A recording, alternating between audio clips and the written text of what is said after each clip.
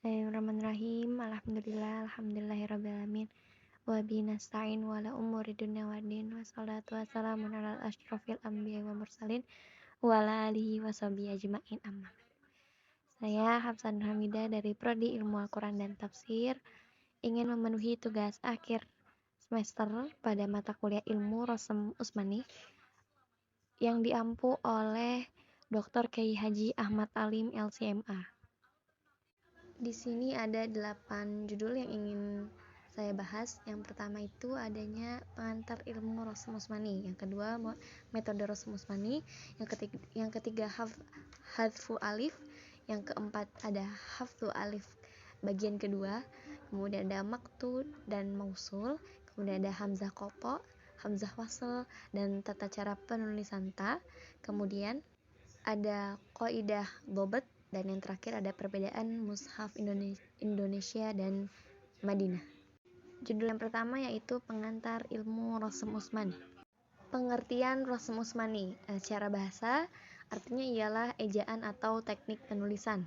Secara istilah ialah sebuah ilmu yang secara khusus menjelaskan tentang tata cara penulisan Al-Quranul Karim ketika diturunkan dan berlanjut hingga pembukuan dengan bantuan tangan para sahabat. Rosem Usmani ialah ejaan bahasa Arab yang digunakan untuk menulis mushaf Al-Quran waktu pembukuan pada masa pemerintahan Utsman bin Affan. Kemudian tentang Rosem Usmani, apakah Rosem Usmani itu taufiqi atau ijtihadi? Jadi menurut jumhur ulama, Rosem Usmani bersifat taufiqi. Imam Malik berpendapat bahwa ia tidak sependapat tentang penulisan mushaf dengan ejaan kontemporer. Aku setuju kalau orang menulisnya itu dengan pencatatan Rosem Usmani menurut Imam Malik.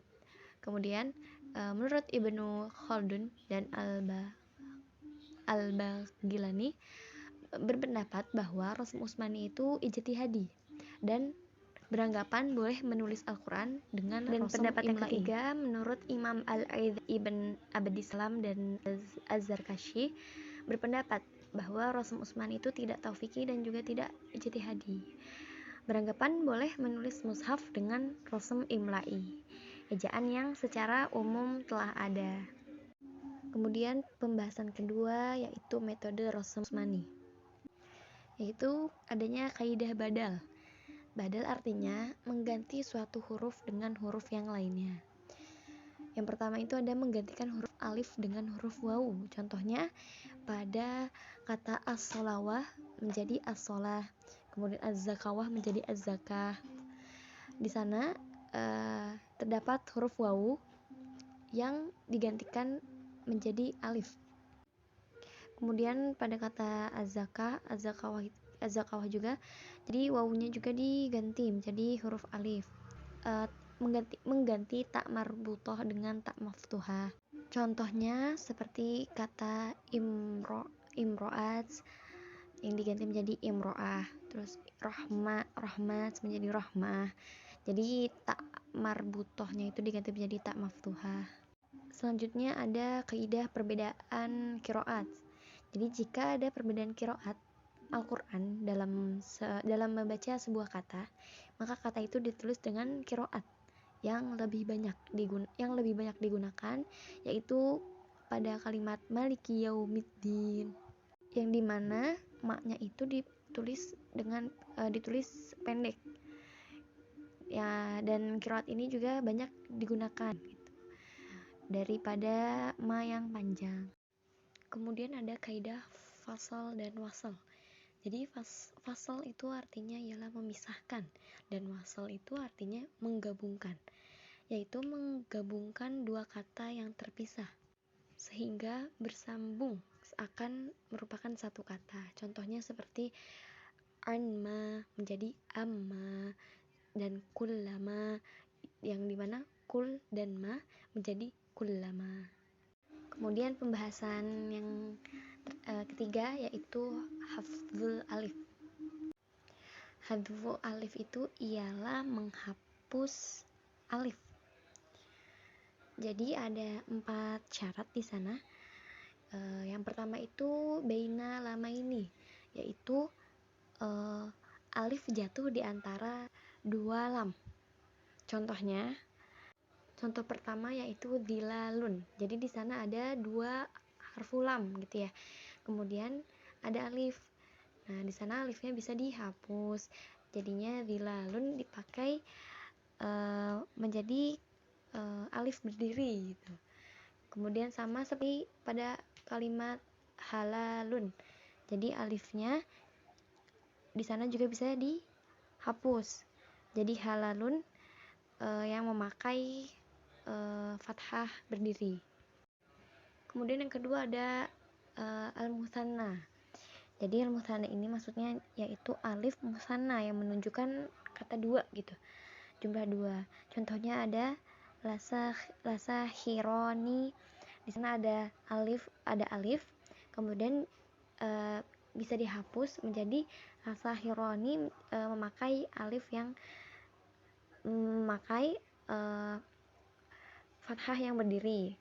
Kemudian fang tolako, di sana kalau di akhir kalimat alif itu tetap tidak dihapus, jadi kedudukannya tetap alifnya. Kemudian yang ketiga ada pada domir nahnu, domir kami gitu ya. Contohnya ada wa'allamnahu gitu. Kalau di tengah alifnya bisa dibuang. Kemudian wa'ataina, sama berarti kalau di belakang dia tidak bisa dibuang gitu ya, kedudukannya tetap. Kemudian yang keempat ada al-i'dad yang menunjukkan kata bilangan. Contohnya salah satu ayam. Jadi di sana di kata salasah alifnya dibuang, dapat dibuang gitu ya. Sama seperti juga sama niyata azwaj, alifnya bisa dibuang gitu. Kemudian hadfu alif bagian yang kedua, lanjutan yang hadfu alif sebelumnya ya. Di sini berarti yang kelima gitu ya. Kelima ada pada nama-nama non Arab atau asma ajamiyah. Seperti contohnya itu seperti kata Luqman, Ismail, Ibrahim, Sulaiman dan yang lainnya gitu ya.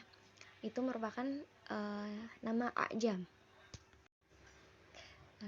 Nama ajam alifnya bisa dibuang, tetapi harus memenuhi syarat. Yang pertama itu yaitu harus berupa nama, kemudian harus di tengah lafadznya, kecuali lafadz Musa dan Adam. Kemudian harus lebih dari 3 huruf seperti Luqman, Ishak dan sebagainya. Kemudian ada juga harus terulang dalam Al-Quran itu sebanyak 3 kali, kecuali kata Tolut. Kemudian alif jamak seperti jamak mudzakkar salim dan muannas salim. Jadi alif dapat dibuang dengan syarat. Yang pertama itu disebut di dalam Al-Quran lebih dari 2 kali atau lebih. Kemudian yang kedua, tidak ada alif yang setelahnya ditasydid secara langsung. Contoh dari mudzakkar salimnya seperti kata as-shadiqin, kemudian muannas salim mu'minat. Kemudian pembahasan selanjutnya ialah maqtu dan mausul. Yang pertama ia maqtu. Jadi contoh maqtu di sini ada pada Quran surat Al-Hujurat ayat 118. Illa malja.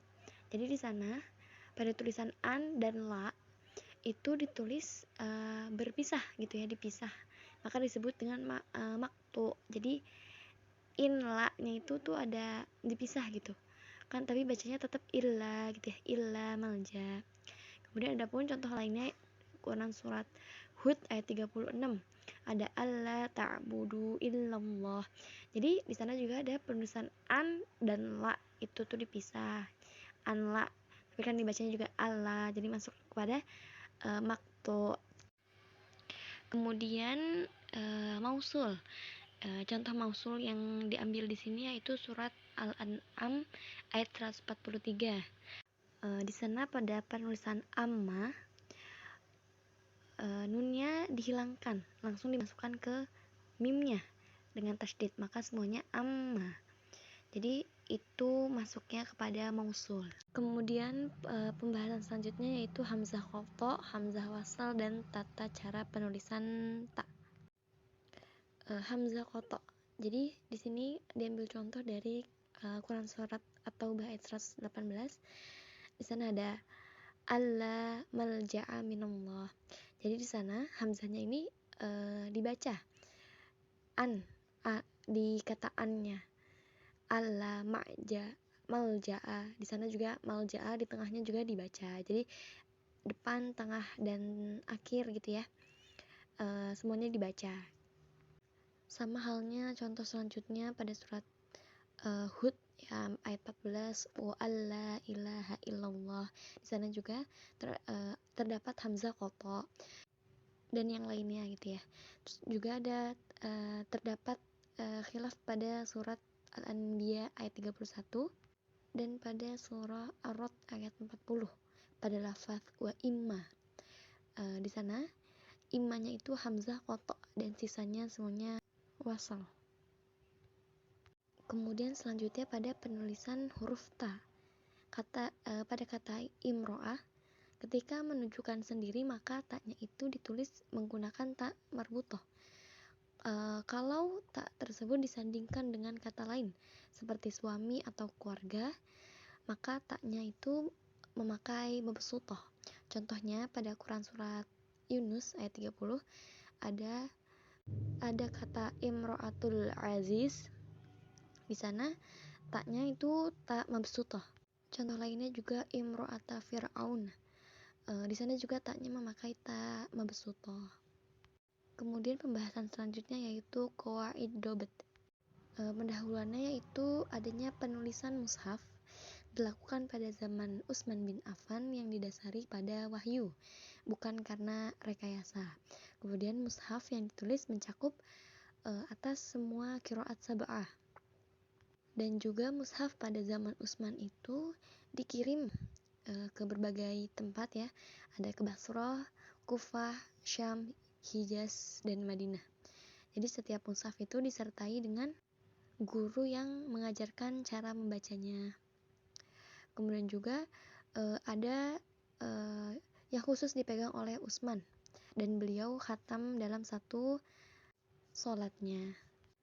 Kemudian kaidah-kaidah Rasul Utsmani ya, seperti yang sebelum-sebelumnya yaitu ada hadzf, yaitu menghapus huruf tertentu. Seperti contohnya tadi hadzfu alif gitu ya, yang menghapus huruf alif gitu. Kemudian ada aziyadah yang menambahkan huruf tertentu. Kemudian ada badal yang menggantikan huruf tertentu. Kemudian ada al-hamzu yaitu hamzah dan wasal atau fasal yaitu penyambung dan pemisah. Ya, kemudian yang terakhir yaitu perbedaan mushaf Indonesia dan Madinah. MSI ialah mushaf standar Indonesia, dibuat untuk maslahat umat dengan pengkajian yang mendalam oleh para pakar dan ahlinya. Dalam ilmu Rasm ada dua guru besar ilmu, yaitu Imam Ad-Dani dan juga Imam Abu Daud, yang paling memiliki kecondongan sehingga terjadinya perbedaan. Pada kedua tabel tersebut ya, kita bisa lihat perbedaannya Ad-Dani dan Abu Daud, yaitu contohnya misalkan Abu Sharihim di Ad-Dani dia menggunakan alif dan Abu Daud menggunakan alamah alif berdiri gitu ya. Jika ditotalkan yaitu terdapat 120 kata di dalam mushaf Indonesia yang menggunakan metode sendiri yang melibatkan lajnah tafsir di Indonesia dan Timur Tengah. Mungkin cukup sekian dari saya. Kurang dan lebihnya mohon dimaafkan. Wabillahi taufiq walhidayah. Wassalamualaikum warahmatullahi wabarakatuh.